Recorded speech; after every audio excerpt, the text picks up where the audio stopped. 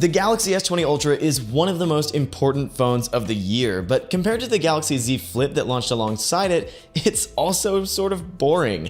The S20 Ultra doesn't fold in half to become more compact or fold out into a big tablet, but it absolutely nails the fundamentals, and of course you get this gigantic new camera system. So let's talk about whether you should spend $1,400 on Samsung's latest flagship.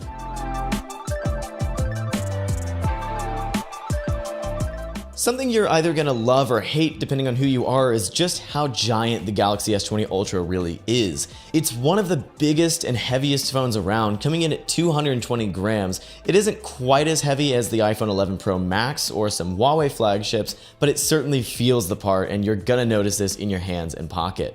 That being said, it's also incredibly well built. Samsung's gotten really good at hardware design over the last few years, and the S20 Ultra feels like a tank. It's got a glass and metal design with less pronounced curves around the edges than before, which actually feels a lot better if you ask me, and it means that there will be fewer accidental presses.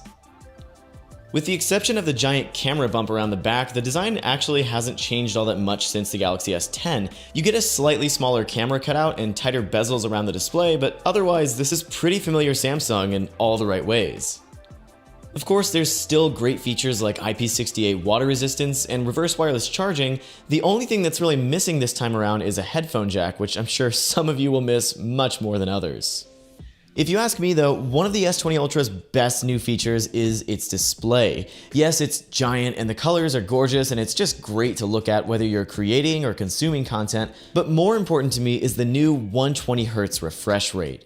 Samsung skipped the 90Hz train and went straight to doubling its 60Hz panels, and the result is just an incredibly smooth experience whether you're scrolling through lists and apps or playing supported games like Microsoft's Forza, one of the S20 Ultra's exclusive launch titles. If you're used to 60Hz panels already, then this might not seem like a big deal to you, but it really does improve the everyday experience of the phone. Another big change on the S20 Ultra is the move to 5G. Samsung is using Qualcomm's Snapdragon 865 chipset in the S20 series, which features support for both sub-6 and millimeter wave 5G networks through its X55 modem. In plain English, that means that you'll get 5G on the S20 Ultra anywhere it's available on any carrier that supports it. The problem is, it's still not really available in many places. In Brooklyn, where we tested the S20 Ultra, we were able to find small pockets of 5G here and there on Verizon's network, but that raises another issue. Millimeter wave 5G, like the kind you'll find on Verizon's network, still isn't cut out for consumers. It's great, and I mean really, truly great for speed test demos where you can hit all the way up to 2 gigabits per second, but as soon as you take a few steps forward or even turn in the wrong direction, that 5G signal could disappear. I'm a much bigger fan of sub-6 5G technologies, but unfortunately we weren't able to test those on the S20 Ultra. Then there's the issue of battery drain. 5G is pretty significant in that regard, and so is the new 120Hz refresh rate. Now, the 865 processor is pretty power efficient, and the Galaxy S20 Ultra is packing a massive 5,000 mAh battery, but even so, we were reaching single-digit battery percentages by the end of some days, which isn't quite what we were hoping for. Now, that being said, we've heard from plenty of other reviewers that battery life on their units has actually been pretty great, even with 120Hz enabled. So your mileage may vary, but at the very least, this should still be enough to get you through a full day, even with heavy usage. Now, the software experience in the Galaxy S20 Ultra is pretty similar to other recent Samsung devices. This is the same version of Android 10 with Samsung's One UI 2, with some small additions like the new music share feature that lets your friends connect to your phone over Bluetooth, then stream music to any speakers you're already connected to. Samsung has also partnered with Google to integrate Duo video calling straight into the phone dialer. This is undoubtedly to give Android users a similar experience to FaceTime on the iPhone, and the Galaxy S20 Ultra is the first phone to support 1080p video streams during video calls. So we should talk about the cameras because that's really the biggest new change with the Galaxy S20 Ultra.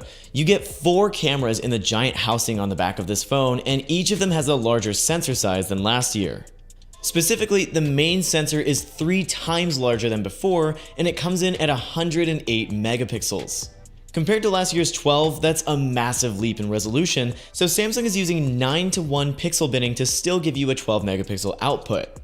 That pixel binning combined with the larger sensor means that every photo you take is sharper and brighter than ever before, and the depth of field coming out of shots taken straight from the normal shooting mode are insane. There's a ton of natural bokeh, and the focal plane is so narrow that even shooting rounded objects like a cup can lead to some out of focus text around the sides. It's pretty insane to think that these kinds of photos can come from a phone and not a pocket camera. There's really no need to use portrait mode anymore since you get a much more natural look out of the regular camera, and as an added bonus you get to avoid all the artificial cutouts around your subject. Now that being said, this is still a Samsung camera with all of Samsung's camera quirks. The S20 Ultra absolutely refuses to let shadows be dark, lifting up the exposure on the entire photo and oftentimes blowing out the highlights as a result. There's also a ton of over-sharpening going on with pretty much every photo, and you can get a really nasty haloing effect around objects that are too brightly lit. Now you also have the option of shooting at the full 108 megapixel resolution instead of pixel binning down to 12 megapixels, but you lose out on a ton of brightness and sharpness, and of course the file is much larger, so I'm not sure how often I would really recommend doing that. Of course, this isn't even touching on the rest of the cameras. The ultrawide has been improved by quite a lot with the larger sensor to the point that it's almost as good as the main sensor on last year's S10. On the other hand, the telephoto has been completely redesigned with this new periscope layout, with the camera so large that they actually had to lay it sideways on the inside of the phone, then bounce light off of a prism to get the image into the sensor. Samsung advertises a 10x hybrid optics zoom with this telephoto camera, with the ability to zoom in up to 100 times digitally. If that sounds ridiculous and impractical, it sort of is, but you also get photos unlike what almost any other phone can take. It's hard to explain just how far 100 times zoom can get you, but here's a shot taken from Williamsburg in Brooklyn. With Samsung's 100x space zoom, you can go all the way across the East River and identify various signs and buildings in Manhattan. The photo results at 100x aren't that useful, you're certainly not going to Instagram these shots, but the fact that you can even get that close and still see discernible details is pretty shocking. The real usable photos come somewhere between 4x and 10x, where you can actually get some pretty great looking photos. These aren't the throwaways that you get on most 2x telephoto zooms, these are actually good looking photos with, again, some pretty natural looking depth of field. It's pretty shocking just how good almost every focal length on the Galaxy S20 Ultra is, though we did run into one majorly annoying problem.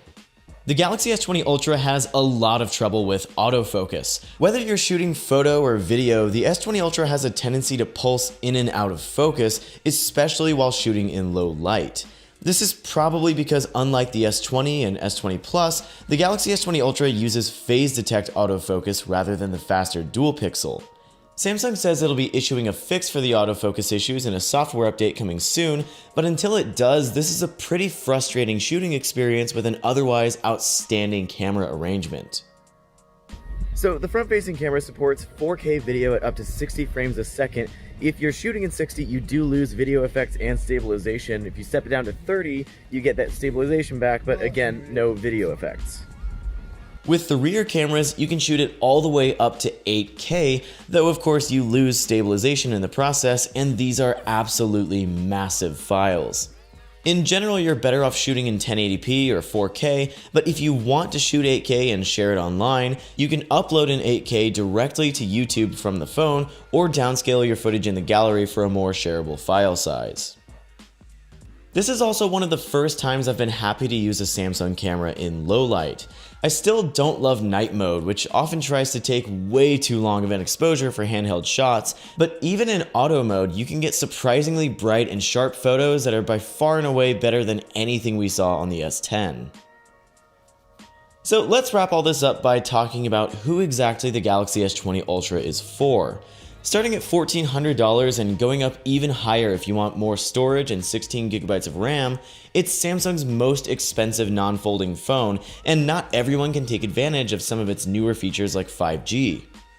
That being said, this is one of the most powerful phones on the market, and even with its autofocus issues, the cameras are incredibly impressive, with sharpness and natural depth of field rivaling that of even some dedicated cameras like the Sony RX100.